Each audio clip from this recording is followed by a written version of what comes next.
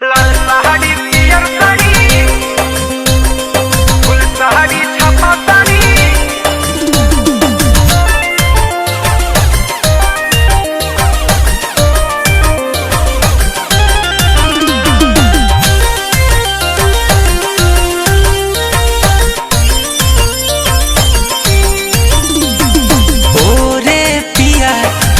नहीं किया ओ रे पिया ठीक नहीं किया।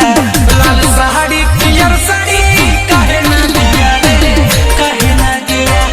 फुल साड़ी छपा साड़ी काहे ना दिया रे काहे ना दिया।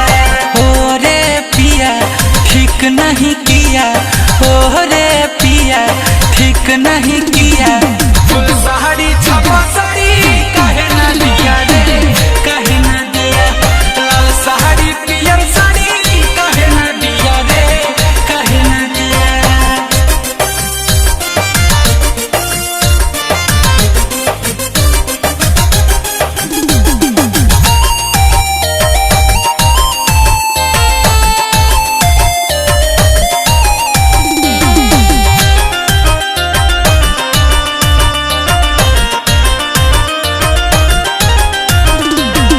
देते रहे हमको कब से दिलासा बात मेरी केयर ना करते जरा सा।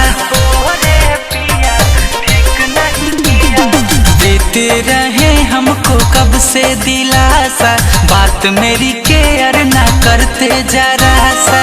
मीठी मीठी बातों में मुझे नहीं आना है आज देंगे कल देंगे रोज का बहाना है। ओ रे पिया ठीक नहीं किया ओ रे पिया ठीक नहीं किया। लाल साड़ी पियर साड़ी काहे ना दिया रे काहे ना दिया। फुल साड़ी छपा साड़ी काहे ना दिया रे काहे ना दिया। लाल साड़ी पियर साड़ी फुल साड़ी छपा साड़ी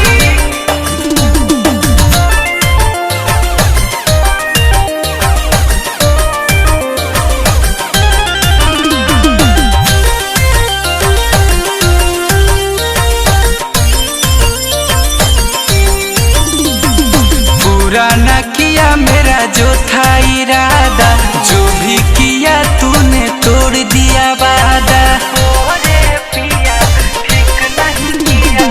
पूरा न किया मेरा जो था इरादा जो भी किया तूने तोड़ दिया वादा। बोले चले जाएंगे शॉपिंग कराने बर्गर पिज्जा रेस्टोरेंट में खिलाने। अमन गुंजन पिया ठीक नहीं किया अमन गुंजन पिया ठीक नहीं किया। लाल साड़ी